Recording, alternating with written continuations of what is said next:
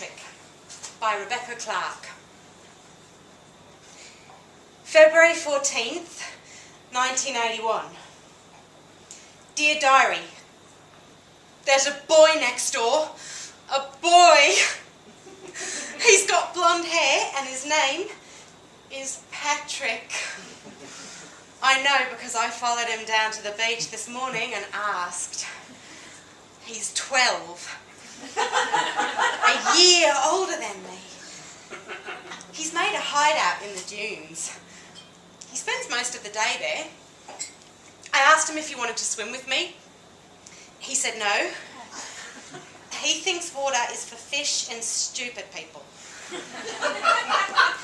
He says his parents are really rich and they travel all over Australia, and that he stays with his auntie in the summer because she's lonely.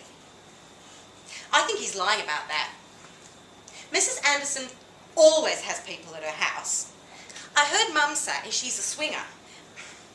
Ever since I've known Mrs. Anderson, and that's ever since I was born, I've never seen a swing in her yard.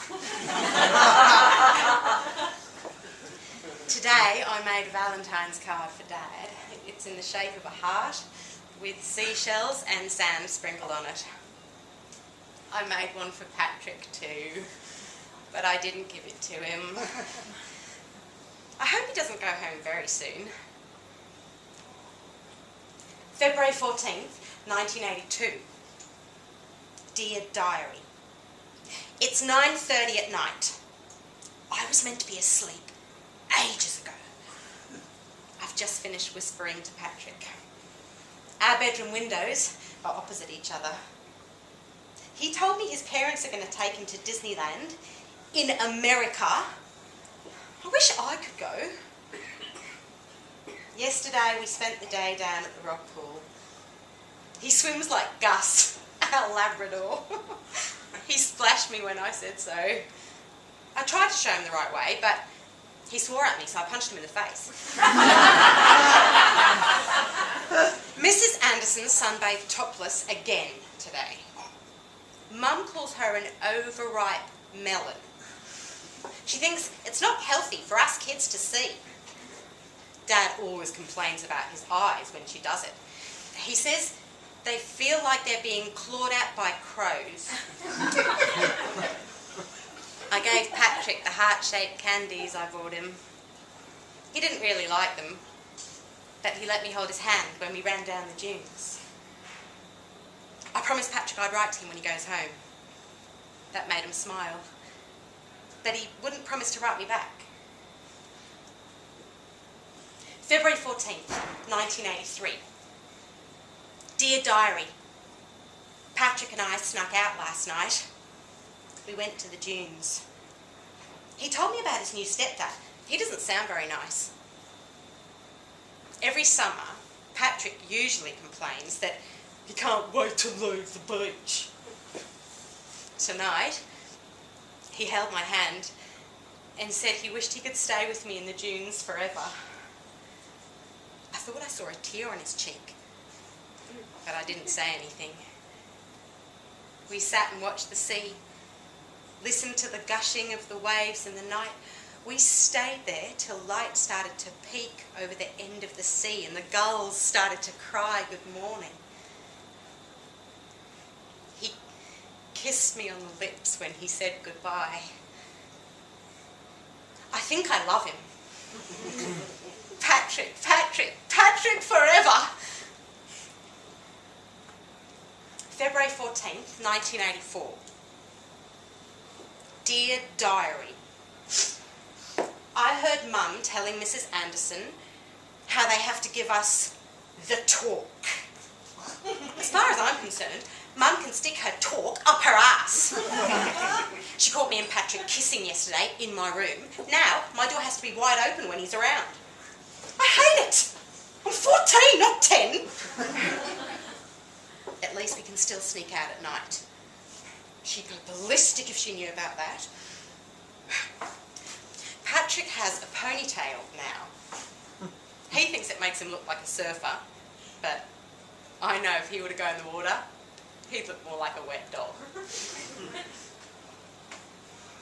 February 14th, 1985. Dear Diary, Patrick leaves tomorrow, 4 weeks early. They're sending him to boarding school. We're going to meet on the dunes tonight. I think I'm going to cry. I don't want him to leave. At the end of each summer, I feel like my heart is wrenched out of my chest. There's a string tied around it that squeezes my heart to bursting point while he's gone.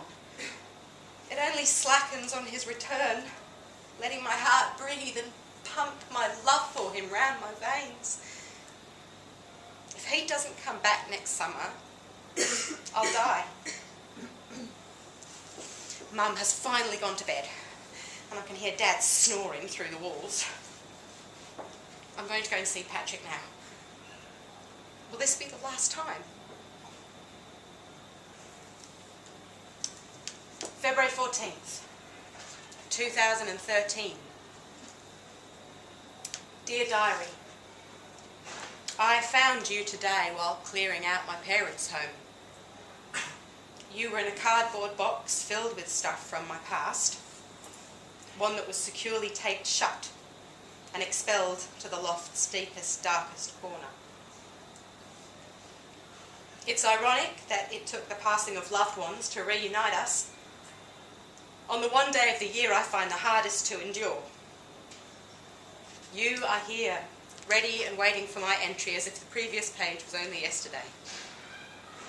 And here I am, a single woman whose tears dampen the pages before her, wondering if now is really the time to confide, and if it is, what should I say? The nightmares are still the same. A mixtape of memories my subconscious chose especially to torture me. Taste of salt pooling in my throat, the strangled call of my name, Patrick's face disappearing through the waves, my screams no longer reaching him. I wake suffocating, sobbing his name into the darkness. We made love that night, sacrificed our virginity on a promise to each other. We ran down the dunes together, hand in hand, careless and happy, splashing our way into the water. Not for one moment did I think, I couldn't have known. What's important is that I've stayed true to our promise. I've tasted the sweetness of love. And although my time with it was so short, I've never loved anyone else. Patrick was and always will be my one and only Valentine.